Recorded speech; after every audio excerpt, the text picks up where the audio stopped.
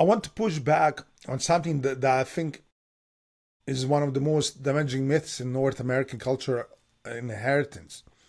The myth of a self made individual. The idea that appropriate response to every difficulty is personal strength, personal discipline, personal responsibility. And that if you're struggling, the solution is to be a harder, stronger, more disciplined individual. There is truth in the personal responsibility. I'm not dismissing. I have lived it.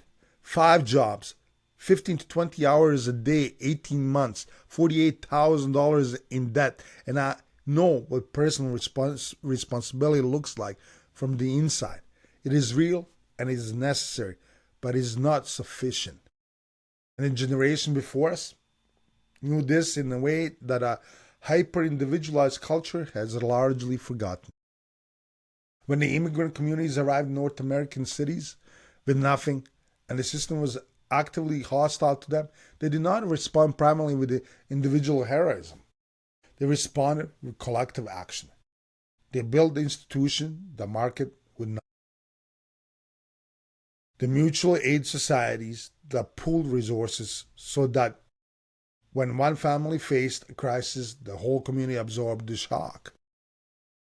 The savings clubs that allowed communities to accumulate capital collectively that none of them could accumulate individually.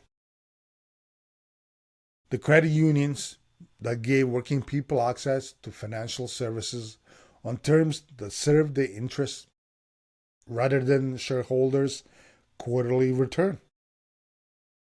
The unions that gave workers collective bargaining power that none of them had alone. None of these were charity. None of them were waiting for the government or market to solve the problem.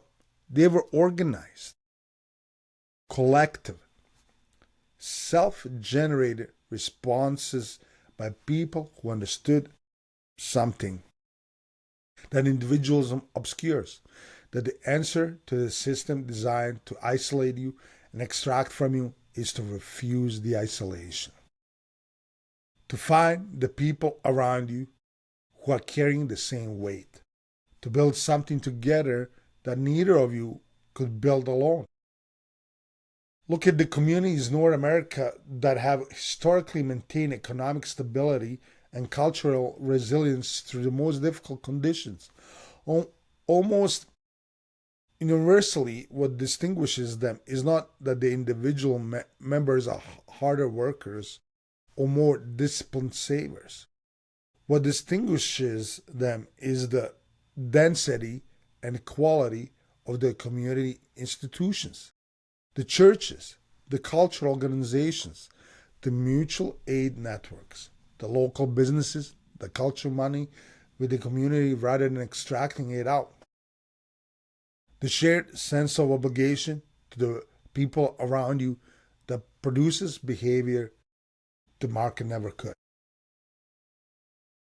I think about the immigrant communities I grew up adjacent to, specific practice which is ancient and which exists in some form in virtually every immigrant tradition of pooling resources. When someone needed to start a business, the community funded it and expected repayment not to a bank, but because into the pool for the next person. When a family hit the crisis, the community absorbed it. Not because there was a program for it, because that is what the community did, because the social obligation was real.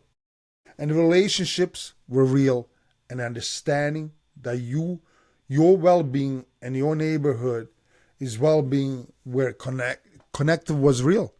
That your individual flourishing is inseparable from flourishing of the people around you is the both ancient wisdom and the most practical response to the current economic reality.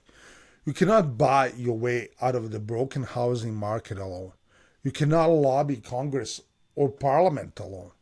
You cannot build a social infrastructure your community needs alone.